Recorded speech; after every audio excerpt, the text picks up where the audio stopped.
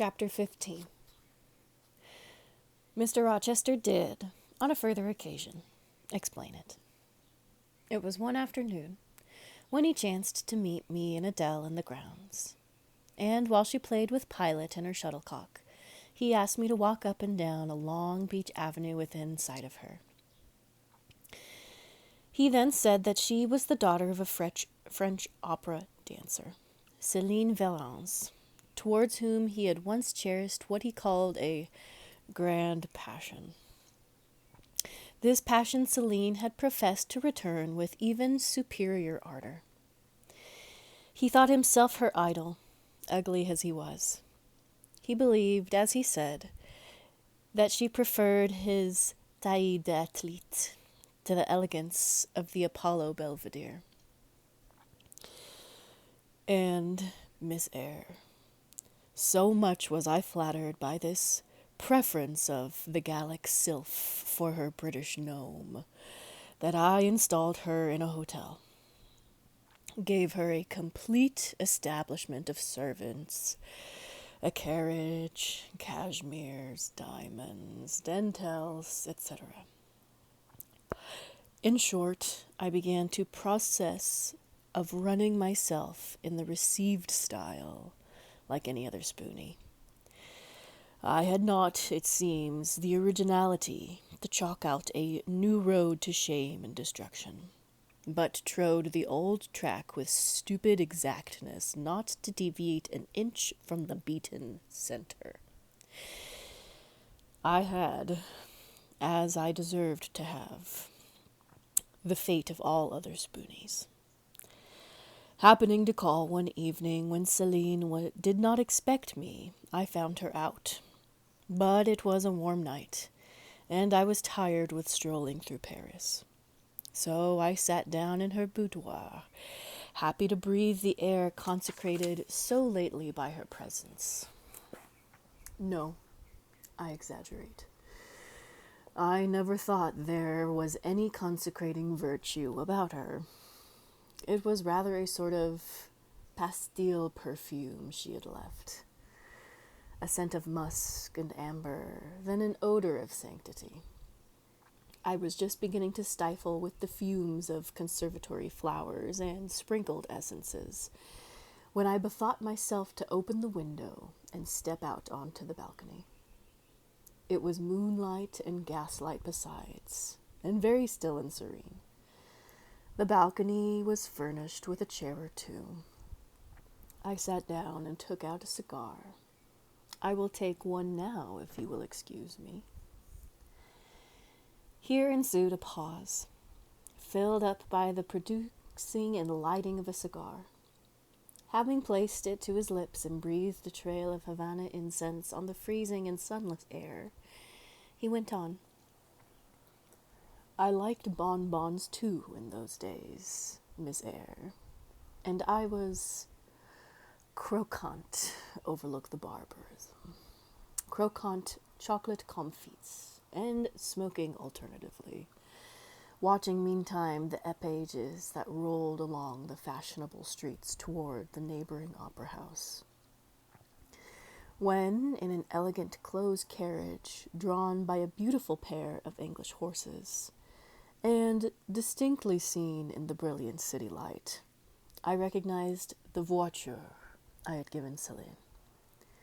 She was returning. Of course, my heart thumped with impatience against the iron rails I leaned upon. The carriage stopped, as I had expected, at the hotel door. My flame, that is the very word for an opera inamorata, alightened. Though muffled in a cloak, and unnecessarily encumbrance, by the by, on so warm a June evening, I knew her instantly by her little foot, seen peeping from the skirt of her dress, as she skipped from the carriage step. Bending over the balcony, I was about to murmur, Mon ange, in a tone, of course, which should be audible to the ear of love alone, when a figure from the carriage jumped after her, cloaked also. But that was a spurred heel which had rung on the pavement, and which had a hatted head which now passed under the arched porte-cochere of the hotel. You never felt jealousy, did you, Miss Eyre? Of course not. I need not ask you, because you never felt love. You have both sentiments yet to experience. Your soul sleeps. The shock is yet to be given which shall take wake in it. You think all existence lapses in as quiet a flow as that in which your youth has hitherto slid away. Floating on with closed eyes and muffled ears, you neither see the rocks bristling not far off in the bed of the flood, nor hear the breakers boil at their base. But I tell you, and you may mark my words, you will come some day to a craggy pass in the channel, where the whole of life's stream will be broken up into whirl and tumult, foam and noise. Either you will be dashed to atoms on crag points, or lifted up and borne on by some wave master into a calmer current, as I am now. I like this day. I like that sky of steel. I like the sternness and stillness of the world under this frost. I like Thornfield, its antiquity, its retirement, its old crow trees and thorn trees, its gray facade and lines of dark windows reflecting that metal welkin. And yet how long I abhorred the very thought of it, shunned it like a great plague house. How I do still abhor. He ground his teeth and was silent. He arrested his step and struck his boot against the hard ground. Some hated thought seemed to have him in its grip, and to hold him so tightly that he could not advance. We were ascending the avenue when he thus paused, the hall before us. Lifting his eye to its battlements, he cast over them a glare such as I never saw before or since. Pain, shame, ire, impatience, disgust, detestation seemed momentarily to hold a quivering conflict in the large pupil dilated under his ebon eyebrow. Wild was the wrestle which should be paramount, but another feeling rose and triumphed, something hard and cynical, self-willed and resolute. It seemed his passion and petrified his countenance. He went on. During the moment I was silent, Miss Eyre, I was arranging a point with my destiny. She stood there, by that beech trunk, a hag like one of those who appeared to Macbeth on the heath of Fours. "You like Thornfield?" she said, lifting her finger, and then she wrote in the air a memento, which ran in lurid hieroglyphics all along the house front, between the upper and lower row of windows. "Like it if you can, like it if you dare." "I will like it," said I. "I dare it. And," he subjoined moodily, "I will keep my word. I will break obstacles to happiness, to goodness, yes, goodness. I wish to be a better man than I have been, than I am. As Job's Leviathan broke the spear, the dart, and the habergeon, hindrances which others count as iron and brass, I will esteem but straw and rotten wood." Adele here ran before him with her shuttlecock. "Away!" he cried harshly. "Keep at a distance, child, or go in to Sophie." Continuing then to peruse his walk in silence, I ventured to recall him to the point whence he had abruptly diverged. "Did you leave the balcony, sir?" I asked. when Mademoiselle Varens entered. I almost expected a rebuff for his hardly well-timed question. But on the contrary, waking out of his scowling abstraction, he turned his eyes towards me, and the shade seemed to clear off his brow. Oh, I had forgotten Celine. Well, to resume. When I saw my charmer thus accompanied by a cavalier, I seemed to hear a hiss, and the green snake of jealousy, rising on undulating coils from the moonlit balcony, guided within my waistcoat, and ate its way in 2 minutes to my heart's core. Strange, he exclaimed, suddenly starting again from the point. Strange that I should choose you for the confidant of all this, young lady. Passing strange that you should listen to me quietly, as if it were the most usual thing in the world for a man like me to tell stories of his opera mistress to a quaint, inexperienced girl like you. But the last singularity explains the first, as I intimated once before. You, with your gravity, considerateness, and caution, were made to be the recipient of secrets. Besides, I know what sort of a mind I have placed in communication with my own. I know it is one not liable to take infection. It is a peculiar mind. It is a unique one. Happily, I do not mean to harm it, but if I did, it would not take harm from me. The more you and I converse, the better, for while I cannot blight you, you may refresh me. After this digression, he proceeded. I remained in the balcony. They will come to her boudoir, no doubt, thought I. Let me prepare an ambush. So, putting my hand in through the open window, I drew the curtain over it, leaving only an opening through which I could take observations. Then I closed the casement, all but a chink wide enough to furnish an outlet to lovers' whispered vows. Then I stole back to my chair, and as I resumed it, the pair came in. My eye was quickly at the aperture. Celine's chambermaid entered, lit a lamp, left it on the table, and withdrew. The couple were thus revealed to me clearly, both removing their cloaks, and there was the Varens, shining in satin and jewels, my gifts, of course, and there was her companion in an officer's uniform.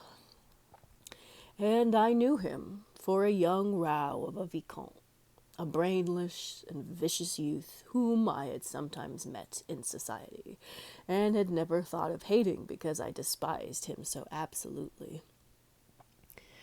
On recognizing him, the fang of the snake jealousy was instantly broken, because at the same moment my love for Celine sank under an extinguisher. A woman who could betray me for such a rival was not worth contending for.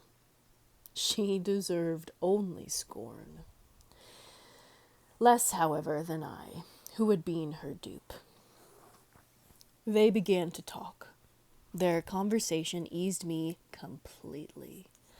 Frivolous, mercenary, heartless, and senseless, it was rather calculated to weary than enrage a listener. A card of mine lay on the table. This being perceived brought my name under discussion. Neither of them possessed energy or wit to belabor me soundly, but they insulted me as coarsely as they could in their little way. Especially Celine, who even waxed rather brilliant on my personal defects. Deformities, she termed them. Now it had been her custom to launch out into fervent admiration of what she called my beau mal, wherein she differed diametrically from you, who told me point blank at the second interview that you did not think me handsome. The contrast struck me at the time, and Adele here came running up again. Monsieur, Jean has just been to say that your agent has called and wishes to see you. Ah, in that case, I must abridge. Opening the window, I walked in upon them. Liberated Celine from my protection, gave her notice to vacate her hotel, offered her a purse for immediate exigencies, disregarded screams, hysterics, prayers, protestations, convulsions, made an appointment with the Vicomte for a meeting at the Bois de Boulogne.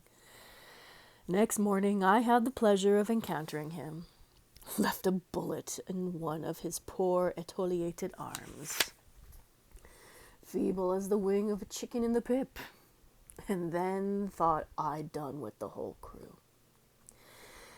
But unluckily the Varans, 6 months before, had given me this fillette Adele, who she affirmed was my daughter, and perhaps she may be, though I see no proofs of such grim paternity written in her countenance. Pilot is more like me than she. Some years after I had broken with her mother, she abandoned her own child and ran away to Italy with a musician or singer.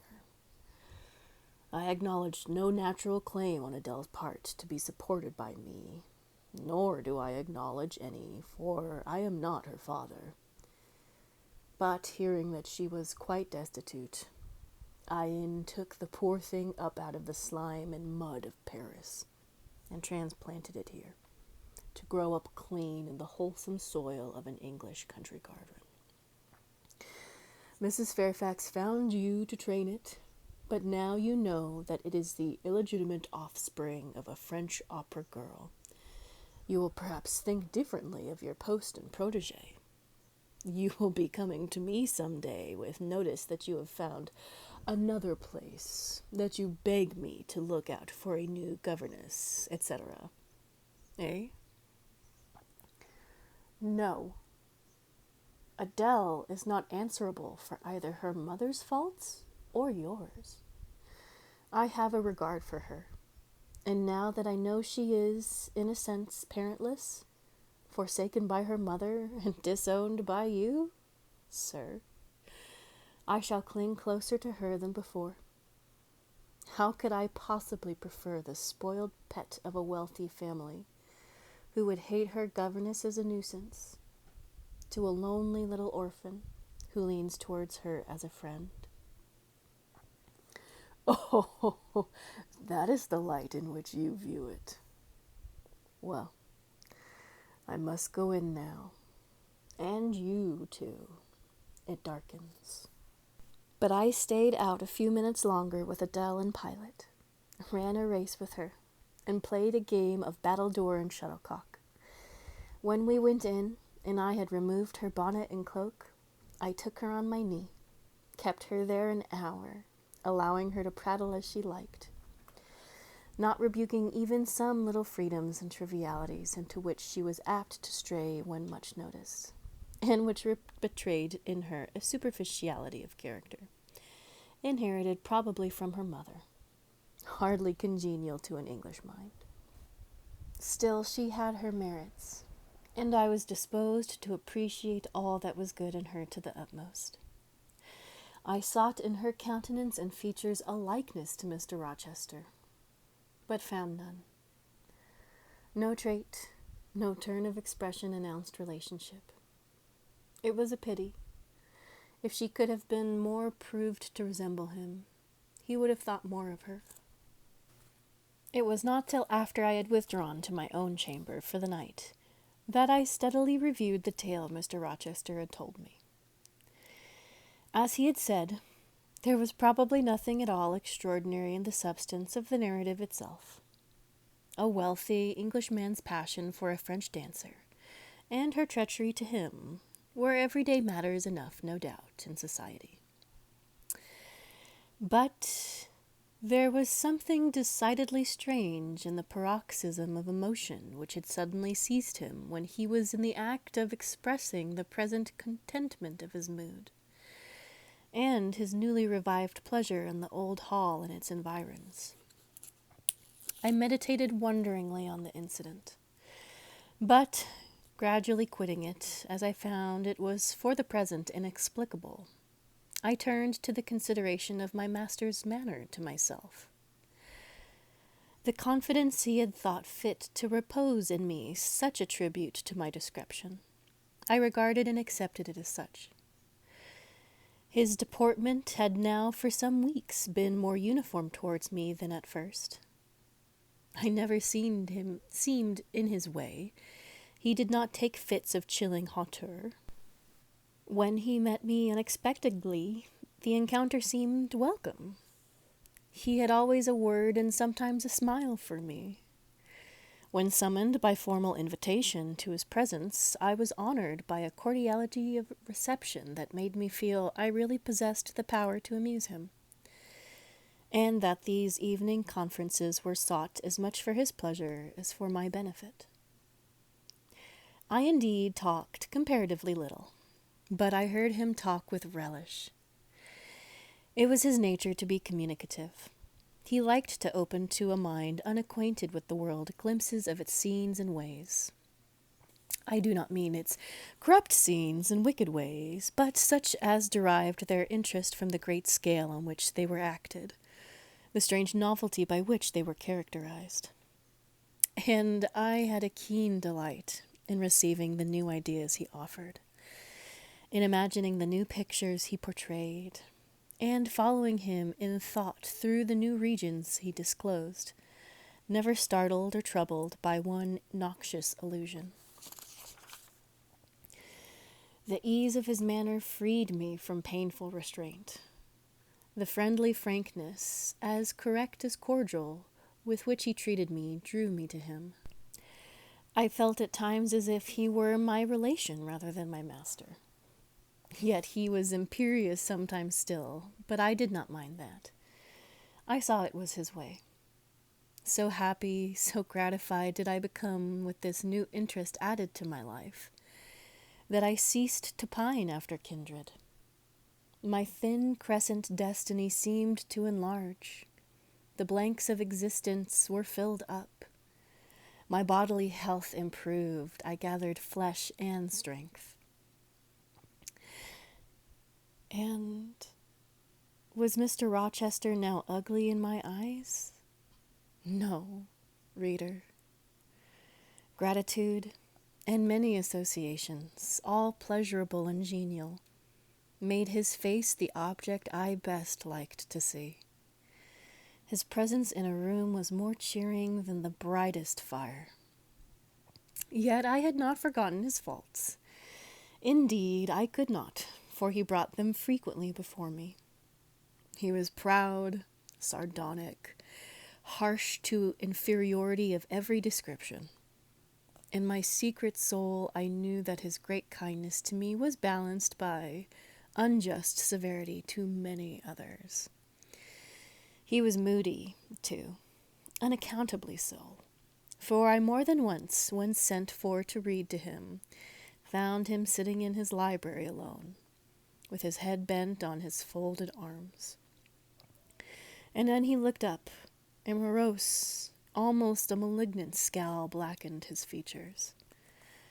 But I believe that his moodiness, his harshness, and his formal faults of morality, I say former, for now he seemed corrected of them, had their source in some cruel cross of fate. I believed he was naturally a man of better tendencies, higher principles, and pure tastes than such as circumstances had developed, education instilled, or destiny encouraged. I thought there were excellent materials in him, though for the present they hung together somewhat spoiled and tangled.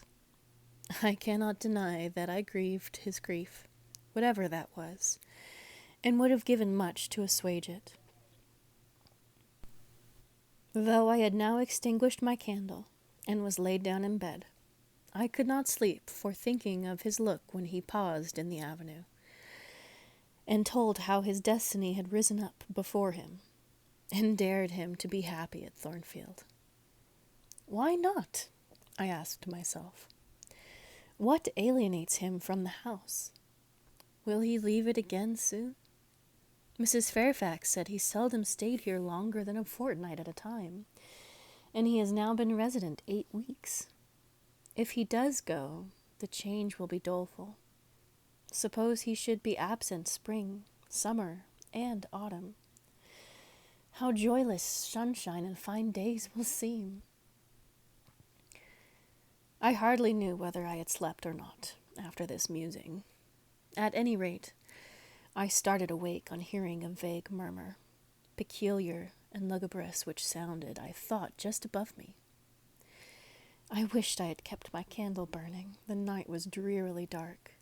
My spirits were depressed. I rose and sat up in bed, listening. The sound was hushed. I tried again to sleep, but my heart beat anxiously. My inward tranquillity was broken. The clock far down in the hall struck 2. Just then, it seemed my chamber door was touched, as if fingers had swept the panels and groping away along the dark gallery outside. I said, "Who is there?" Nothing answered. I was chilled with fear. All at once I remembered that it might be Pilot, who, when the kitchen door chanced to be left open, not unfrequently found his way up to the threshold of Mr. Rochester's chamber. I had seen him lying there myself in the mornings. The idea calmed me somewhat. I lay down. Silence composes the nerves, and as an unbroken hush now reigned again through the whole house, I began to feel the return of slumber. But it was not fated that I should sleep that night. A dream had scarce approached my ear when it fled, affrighted, scared by the marrow-freezing incident enough. This was a demonic laugh, low, suppressed, and deep, uttered as it seems at the very keyhole of my chamber door. The head of my bed was near the door, and I thought at first the goblin laughter stood at my bedside, or rather crouched by my pillow. But I rose, looked round, and could see nothing, while, as I still gazed, the unnatural sound was reiterated, and I knew it came from behind the panels. My first impulse was to rise and fasten the bolt. My next, again, to cry out, "Who is there?" Something gurgled and moaned. Ere long, steps retreated up the gallery towards the 3rd-story staircase. A door had lately been made to shut in that staircase. I heard it open and close, and all was still. Was that Grace Poole, and is she possessed by a devil? Thought I. Impossible now to remain longer by myself. I must go to Mrs. Fairfax. I hurried on my frock and a shawl. I withdrew the bolt and opened the door with a trembling hand. There was a candle burning just outside, and on the matting in the gallery. I was surprised by the circumstance, but still more was I amazed to perceive the air quite dim, as if filled with smoke, and while looking to the right hand and left to find whence these blue wreaths issued, I became further aware of a strong smell of burning. Something creaked. It was a door ajar, and that door was Mr. Rochester's, and the smoke rushed in a cloud from thence. I thought no more of Mrs. Fairfax. I thought no more of Grace Poole, or the laugh. In an instant I was within the chamber. Tongues of flame darted round the bed. The curtains were on fire. In the midst of blaze and vapor, Mr. Rochester lay stretched motionless in deep sleep. "Wake! Wake!" I cried. I shook him, but he only murmured and turned. The smoke had stupefied him. Not a moment could be lost. The very sheets were kindling. I rushed to his basin and ewer. Fortunately, one was wide and the other deep, and both were filled with water. I heaved them both up, deluged the bed and its occupant, flew back to my own room, brought my own water jug, baptized the couch afresh, and, by God's aid, succeeded in extinguishing the flames which were devouring it. The hiss of the quenched element, the breakage of a pitcher which I flung from my hand when I had emptied it, and, above all, the splash of a shower bath I had liberally bestowed, roused Mr. Rochester at last. Though it was now dark, I knew he was awake, because I heard him fulminating strange anathemas at finding himself lying in a pool of water. "Is there a flood?" he cried. "No," I answered, "but there has been a fire. Get up, do. You are quenched now. I will fetch you a candle." "In the names of all the elves in Christendom, is that Jane Eyre?" he demanded. "What have you done to me, witch, sorceress? Who is in the room besides you? Have you plotted to drown me?" "I will fetch you a candle, sir, and in heaven's name, get up. Someone has plotted something. You cannot too soon find out who and what it is." "There, I am up now, but at your peril you fetch a candle yet. Wait 2 minutes till I get into some dry garments, if any dry there be. Yes, here is my dressing gown. Now run." I did run. I brought the candle which still remained in the gallery. He took it from my hand, held it up, and surveyed the bed, all blackened and scorched, the sheets drenched, the carpet round swimming in water. "What is it? And who did it?" he asked. I briefly related to him what had transpired, the strange laugh I had heard in the gallery, the step ascending to the 3rd story, the smoke, the smell of fire which had conducted me to his room, and in what state I had found matters there, and how I had deluged him with all the water I could lay hands on. He listened very gravely. His face, as I went on, expressed more concern than astonishment.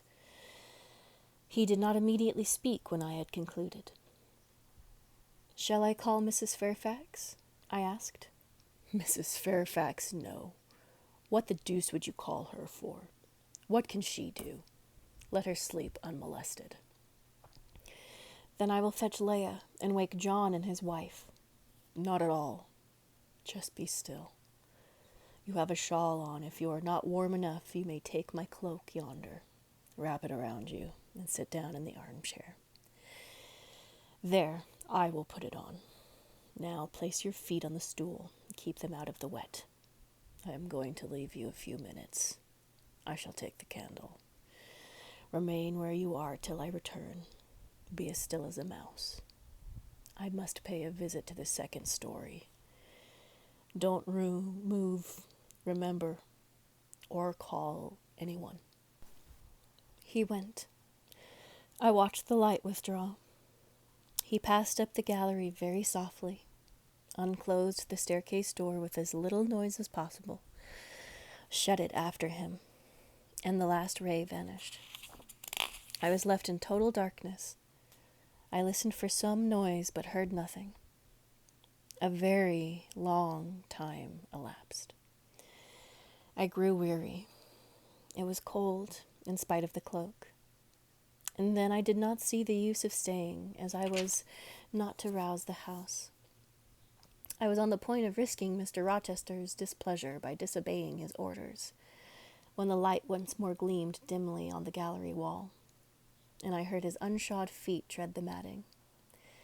I hope it is he, thought I, and not something worse. He re-entered, pale and very gloomy. "I have found it all out," said he, setting the candle down on the washstand. "It is as I thought." "How, sir?" He made no reply, but stood with his arms folded, looking on the ground. At the end of a few minutes he inquired in rather a peculiar tone, I forgot whether you said you saw anything when you opened your chamber door. No, sir. Only the candlestick on the ground. But you heard an odd laugh. You have heard that laugh before, I should think, or something like it. Yes, sir. There is a woman who sews here, called Grace Poole. She laughs in that way. She is a singular person. Just so. Grace Poole, you have guessed it. She is, as you say, singular. Very well. I shall reflect on the subject. Meantime, I am glad that you are the only person besides myself acquainted with the precise details of tonight's incident. You are no talking fool. Say nothing about it. I will account for the state of affairs, pointing to the bed. And now, return to your own room. I shall do very well on the sofa in the library for the rest of the night. It is near 4. In 2 hours the servants will be up. Good night, then, sir, said I, departing.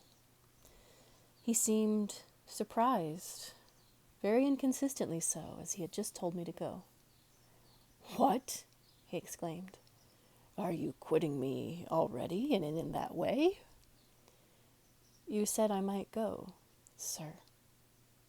But not without taking leave, not without a word or two of acknowledgment and goodwill. Not, in short, in that brief, dry fashion. Why, you have saved my life, snatched me from a horrible and excruciating death, and you walk past me as if we were mutual strangers. At least shake hands. He held out his hand.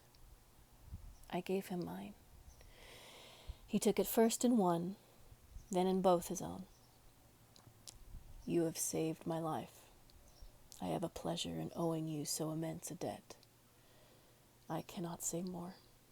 Nothing else would have been tolerable to me in the character of creditor for such an obligation. But you, it is different. I feel your benefit no burden, Jane. He paused, gazed at me. Words almost visible trembled on his lips, but his voice was checked. Good night again, sir.